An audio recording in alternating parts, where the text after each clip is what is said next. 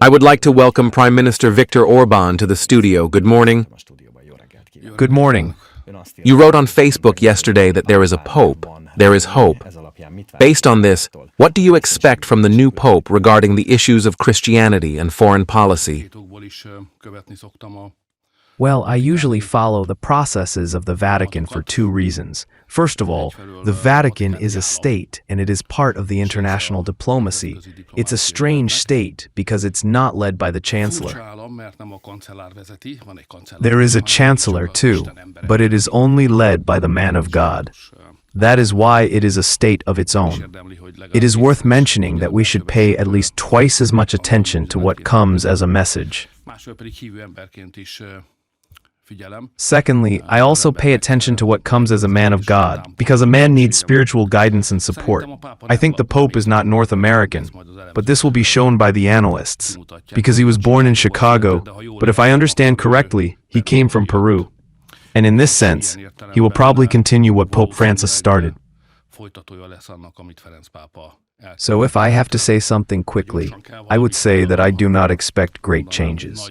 Now perhaps the more important question is why the Holy Father is so important to us. Not only his personality, but it is also very important that the world has a Holy Father. On the one hand, there are Catholics and there are Reformatists. Hungary is such a country. I think we all need a spiritual leader in our own church. The modern world is trying to do this with psychologists, but what we really need is not someone to handle us, but to have a spiritual leader. And the Catholics certainly view the Holy Father in the same way. But it doesn't matter to the Reformatists who the Pope is, what the Pope says, what he says, what beliefs he strengthens, because we need a spiritual and faith-based certain point of view in the world. You see, in such a confusing world where the values of the Church are constantly under attack, so I think Calvinist brothers also need someone to listen to, who can relate to this, who can be a kind of spiritual and faith-based support point for all Christians. I hope this will be the case after this.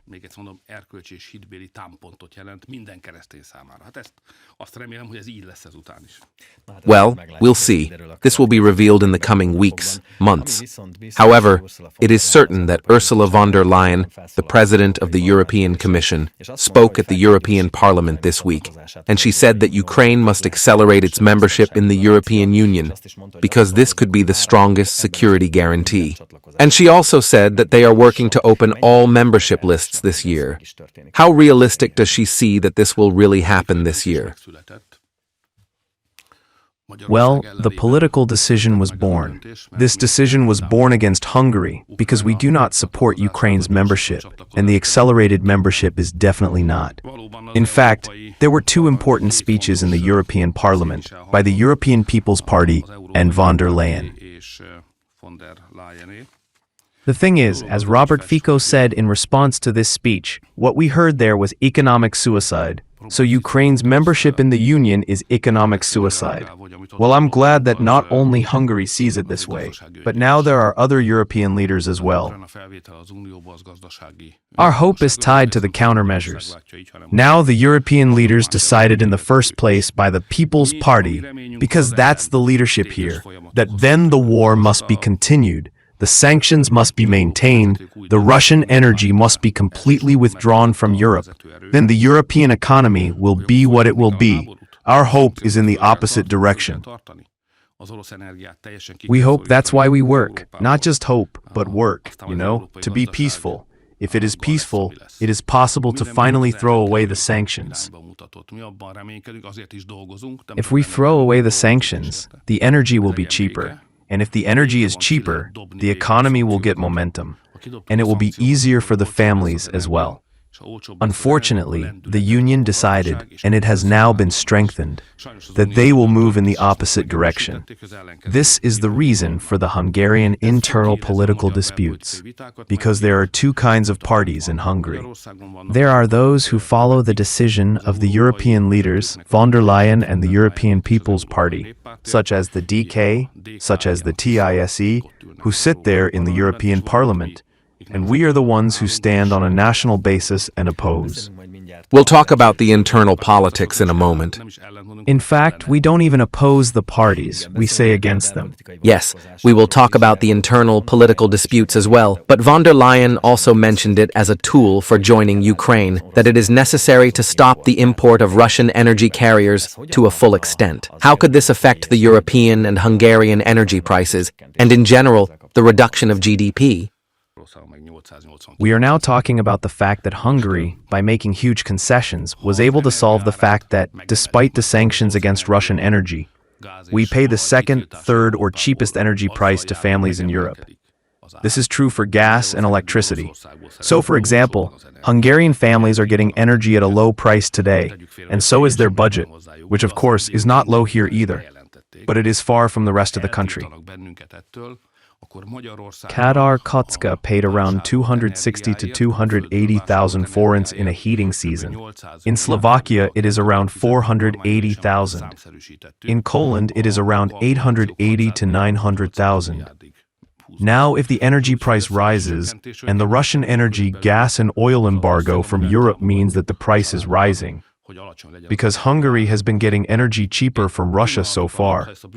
If they ban us from this, now let's assume that they have the right to do so, but their intention is to declare this anyway. So if they ban us from this, then Hungary has to pay about 800 billion forints more. We calculated this at the government meeting. The calculations go from 600 billion to 800 billion. Here, we can count on our country and Fidesz, KDNP, who do not belong to the European parties in power, because we are against the European opponents, and we did not vote for this, and we will not support it. At the same time, they say that they will accept this plan even against the will of Hungary. What can be done to prevent this, and how can this be helped by the current parliamentary vote? Well, I see that in the coming weeks, months, there will be serious struggles for Hungary, personally for me as well. In Brussels, we have to fight so that the Hungarian households do not force them to pay twice as much for energy, for electricity as before. We have to gather allies, we have to prepare legally. There really is a plan to play out the decision, to build on the unanimity that has been built so far. And to be able to make a quality decision, I need strength and help for this fight. So the Vox 2025, which is about joining Ukraine, is directly related to energy prices and the reduction of energy costs. So I ask everyone who wants to help the government, for me, so that we can fight well for the protection of low energy costs in Brussels, to help us and take part in the Vox 2025 vote.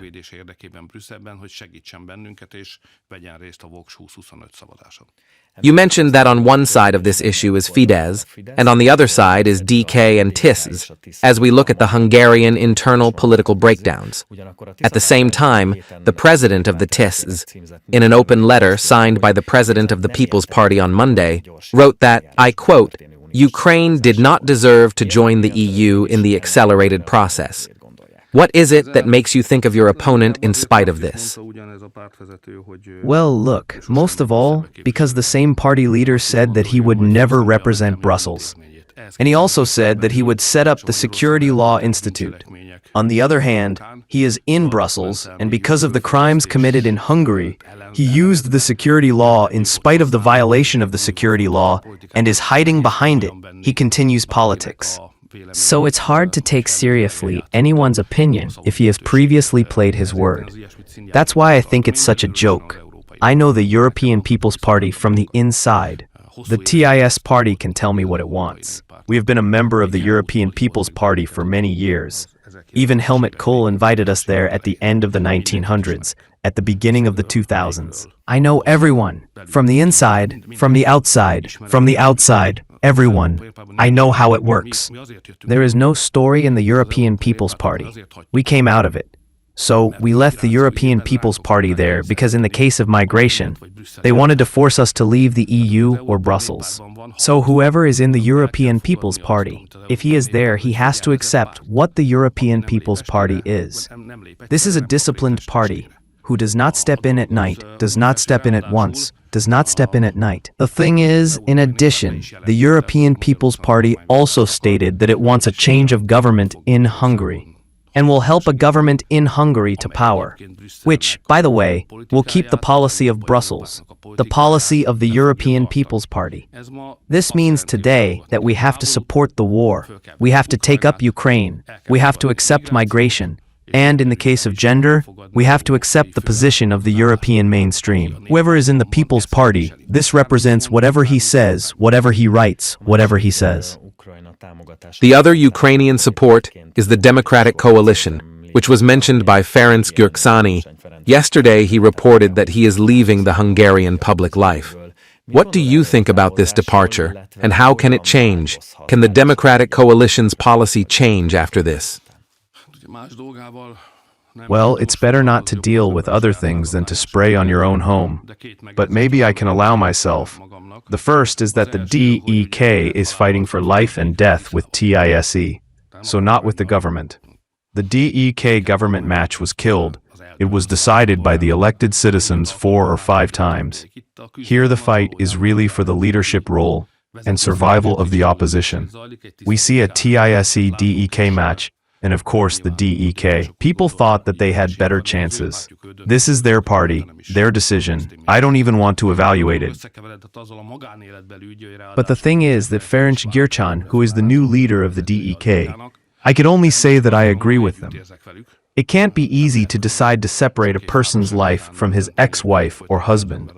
This is a private matter. It should not be included in this policy. All we can say is that we agree with them. Speaking of internal politics, yesterday a voice recording was made where the Minister of Home Defense talks about the fact that they are building a fighter-capable military force and that they have to stop at the 0 phase of the road to war. According to the TSE, this proves that the Hungarian government is not a peaceful party, it is specifically preparing for war. How do you see this statement that we hear in this recording? How much does it contradict the previous peaceful party position? In that recording, if it is written as I read it, then the official position of the government can be heard. The government's position is that it is a peaceful force, a peaceful military force. The Hungarian home defense should not be confused with a fighting military force. There is a fighting military force, a civil peaceful military force that continues peace. The Hungarian home defense has the responsibility to defend the country in case of an attack, where fighters are needed. We need a military force that is ready and capable to fight for the freedom and independence of Hungary if they attack us. We do not need uniform workers. We need fighters. Once again, we need strength. We accept this. This is our official position. We do not have to hide it, because it is mentioned in all government documents. What bothers me more is the position of the former chief of staff in a dog comedy. I excused the former chief of staff. I did not give him any basis for this. I do not think it is necessary because the military force should not be involved in political debates. I think it is good if the military force is involved in party politics. Of course, the national strategy is an important factor, but party politics should be kept away from fights and debates. The constitutional system is also built on this. The military force should not be involved in political debates. If something happens, I try to comment on it as soon as possible, because any delay raises the military force in the world of political debates. I did not comment on the resignation of the former chief of staff. Yesterday, however, I received information that clarifies the real reason. I did not feel the Hungarian military force safe because I saw that the leadership of the Ukrainian party was supposed to be of the Hungarian party. Let's be honest, he took the Hungarian interest so that it could be served through the Ukrainian party. But this is a mistake. This is not decided by the leadership of the military force, but by the political leadership of the Ukrainian party. The Ukrainian support in this war and later in the European membership process is the opposite of the Hungarian interest. We have the right to decide this, although Mr. Weber said in the European Parliament that the Ukrainians have the right to join the European Union. This is a mistake. The Ukrainians have the right to apply to the European Union. We have the right to decide, yes or no. This is the correct description of the situation. I do not accept any pressure from the outside, not even from within the Hungarian military, which wants to direct the Hungarian political leadership to follow the interests of the Ukrainians. There was also a personal matter. I am sorry that the former head of the leadership stepped on the political stage because I thought he would hide his shame. Because if it turns out from a general that the Hungarian Defense Ministry is spraying his fat on public money to buy better, and it turns out, then the person disappears. This is simply impossible. Now, on the other hand, he stands in the middle of politics and attacks the Hungarian political leadership's national interest-protecting policy, military policy. We have talked about many kinds of risks in the last 20 minutes, including economic risks. For example, you and Fico said that economic suicide was the plan of the committee. However, the government has already introduced the 2026 budget for the National Assembly. Considering the external and internal effects, risks, factors, how ambitious are the companies for next year? Very briefly. So the question of the year 2026, which also has to be answered by the budget. It sounds like the Hungarian money because our financial possibilities are quite different. If Hungary's money is sent to Ukraine or it obliges us to send money from Budapest to Ukraine, and our possibilities are quite different if we can avoid this. This budget starts with the fact that Hungary will have a national government in 2026. A government that did not send money to Ukraine, did not send weapons to Ukraine, and protects the Hungarian interests sent from the European Union to Ukraine. This is the starting point of the budget. Because the political debate in Hungary today is about whether the Ukrainian government or the Hungarian government will be in 2026, because there will be elections in 2026. This budget has to be considered, because it has to be built on something. And the budget says that there will be a national government and a Hungarian government after 2026. So the Hungarian money will not go to Ukraine, but we will use it here. This is the starting point of the budget. There is a lot in the budget and family support. There are huge numbers that I don't know if radio listeners can put in their own worlds. We are turning 4,800 billion forints. We will spend 800 billion forints, 5,600 billion forints on the second one. We will spend 7,700 billion forints. It is important that, in 2026, if we pay out the so-called arms money, this is a 6-month payment that the armed forces will receive. This is 450 billion forints. The policy of teacher pensions continues. We have also spent money on economic development. Instead of 100 factories, we will start 150. Because the data of economic growth indicate this, so we have to put even more here. This will lead to 5,050 billion forints. In the meantime, we are increasing the amount of forints for education and healthcare. In 2026, we will spend more than 280 billion forints. This means around 4,000 billion forints. This is what the budget looks like. It is very optimistic, anti-war, and has ambitious goals.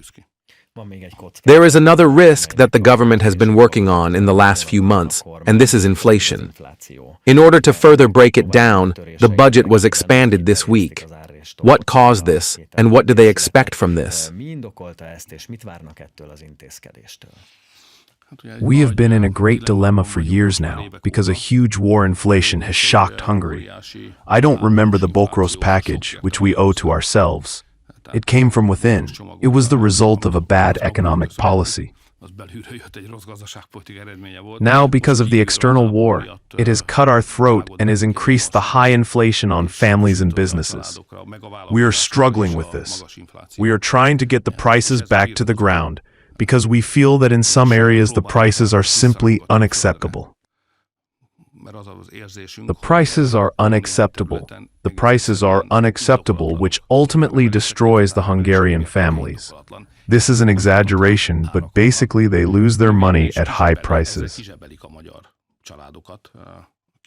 And this cannot be allowed. The government has to protect people, especially where the protection is not entirely justified. Therefore, we have to intervene in the price system. This is a very convenient question. In the best case, if there is no external inflation shock and the traders are reasonable, then the government does not have to intervene in the price system. But in Europe, in several countries, and in most countries, it was necessary to intervene in Hungary. It does not matter whether you think it is healthy or not, because in the long run, it is obviously not healthy. The economy must be able to regulate itself. But now we have to, because we have to protect the families. It is very difficult to intervene well. There are all kinds of tools, but if you do not do it well, then in the end the families will not do better. Therefore, after a long trial and gaining experience, we finally decided on the price and regulation. I see that this works, because we have already introduced this to food products. Here we say that compared to what the trader purchased the product, how much price can be put on it. Not only the use, but also the cost. How much can be the maximum, and we draw this in. This prevents further price increases, and those who have already run away, we bring them back. We introduce this to food products. Everyone can see, if he has an opinion, has experience. It is certain that our implementation prompted movement, and the prices changed. But we experienced that families are not only affected by high food prices, but also by certain household items in mine-free high prices. We have stored these up. This means 30 categories, household item categories, and more than 1,000 products. And we said that here the price of traders cannot be more than 15%. This will lead to major price movements and price reductions, and we hope that this will help families. I asked Minister Viktor Orbán about the EU-Ukraine cooperation and support discussions, the next year's budget and the expansion of prices and stocks,